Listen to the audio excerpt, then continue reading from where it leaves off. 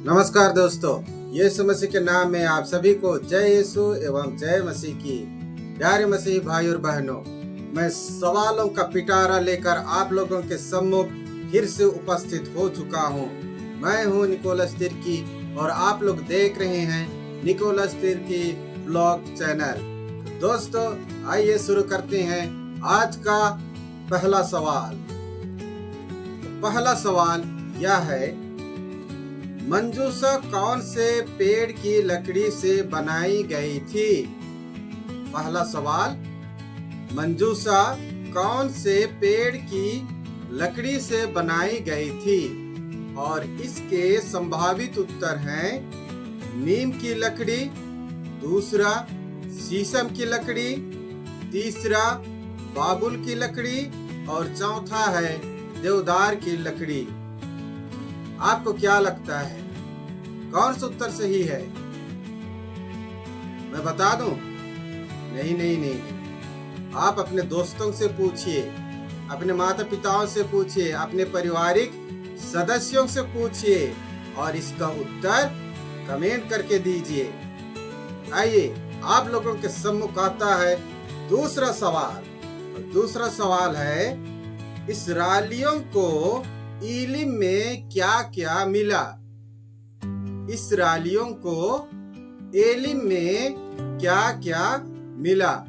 और इसके संभावित उत्तर हैं पहला, पानी के 12 सोते और 70 खजूर के पेड़, दूसरा है पानी के 70 सोते और 12 खजूर के पेड़, तीसरा है 12 खजूर के पेड़ और 80 पानी के सोते, चौथा है 50 खजूर के पेड़ और 12 पानी के सोते। आपको क्या लगता है कौन सा उत्तर सही है? आप लोग तुरंत कमेंट कीजिए और मुझे उत्तर बताइए। आप केवल इतना लिखिए, भाग 14 सवाल इतना नंबर और उसका आंसर 1, 2, 3 या 4 या A, B, C, D ऐसा लिखकर आप मुझे भेज सकते हैं। अब है आपके सम्मुख तीसरा सवाल। और तीसरा सवाल है, कड़वे पानी मिलने के स्थान को क्या कहते हैं? तीसरा सवाल है, कड़वे पानी मिलने के स्थान को क्या कहते हैं? और इसके संभावित उत्तर है पहला मारा, दूसरा जाना, तीसरा मस्सा और चौथा है मरुभूमि। अब है आप लोगों के सम्मुख चौथा सवाल। और चौथा सवाल यह है, मूसा ने लकड़ी को कहाँ फेंका? चौथा सवाल, मूसा ने लकड़ी को कहाँ फेंका? और इसके संभावित उत्तर हैं पहला लाल सागर में, दूसरा पानी की झरना में, तीसरा कड़वे पानी में और चौथा है गहरे सागर में। अब है आप लोगों के सम्मुख पांचवा सवाल। और पांचवा सवाल यह रहा, याकूब, लेया और राहेल में किसके लिए 14 वर्ष काम किया? पांचवा सवाल, याकूब, लेया और राहेल में किसके लिए 14 वर्ष काम किया? और इसके संभावित उत्तर यह है पहला लेया, दूसरा राहेल, तीसरा राहेल और लेया दोनों के लिए और चौथा है किसी के लिए नहीं। अब है आप लोगों के सम्मुख छठवां सवाल। और छठवां सवाल यह है, याकूब के बेटी का नाम बताइए। याकूब के बेटी का नाम बताइए। और इनके संभावित उत्तर हैं, पहला मीना, दूसरा हीना, तीसरा दीना और चौथा है सीना। अब है आप लोगों के सम्मुख सातवां सवाल, और सातवां सवाल यह है, कानान के पिता का क्या नाम है? कानान के पिता का क्या नाम है? और इसके संभावित उत्तरों में से पहला है बाम, दूसरा है हाम, तीसरा है जाम और चौथा है आम।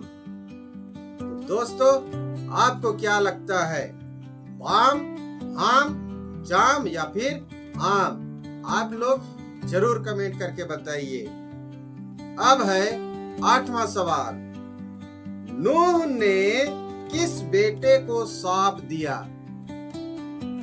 नूह ने किस बेटे को श्राप दिया?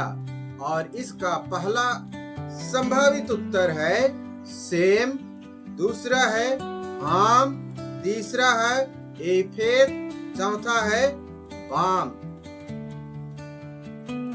अब है आप लोगों के सम्मुख नौवां सवाल, और नौवां सवाल यह है, यदि कोई गर्व करना चाहे तो वह प्रभु पर गर्व करे। यह वचन किस ग्रंथ में लिखा है? नौवां सवाल, यदि कोई गर्व करना चाहे तो वह प्रभु पर गर्व करे। यह वचन किस ग्रंथ में लिखा है?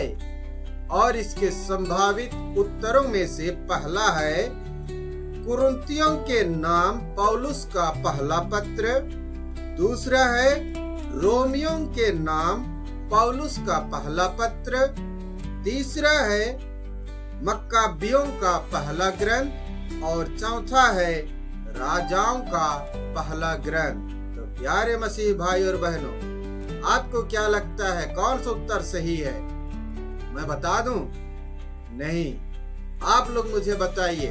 मैं तो इनका उत्तर लेकर अगले वीडियो में आऊंगा ही जरूर, तब आप अपने उत्तर की मिलान कर लीजिएगा। अब आते हैं 10वें सवाल की ओर।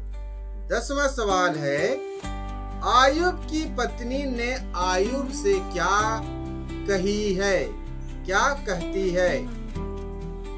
10वां सवाल है, आयुब की पत्नी ने आयुब से क्या कहती है? पहला उत्तर है नारियल फोड़ो और पूजा करो, दूसरा है ईश्वर की पूजा करो और मर जाओ, तीसरा है शैतान की पूजा करो और चौथा है ईश्वर को कोसो और मर जाओ, यानी कि ईश्वर की निंदा करो और मर जाओ। अब है आपके सम्मुख 11वां सवाल, और 11वां सवाल यह है, हेरोद ने यीशु के विषय में क्या कहा? 11वां सवाल, राजा हेरोद ने यीशु के विषय में क्या कहा? और प्यारे मसीही भाई और बहनों, प्यारे विश्वासियों, मेरे दर्शकों, हर एक चैप्टर के साथ, हर एक भाग के साथ जैसे मैं आप लोगों से सवाल पूछता हूं और उसके कोई संभावित उत्तर नहीं रखता, वैसे ही इस भाग में भी मैं सवाल नंबर 11 का कोई भी ऑप्शन आप लोगों के सम्मुख नहीं रख रहा हूं।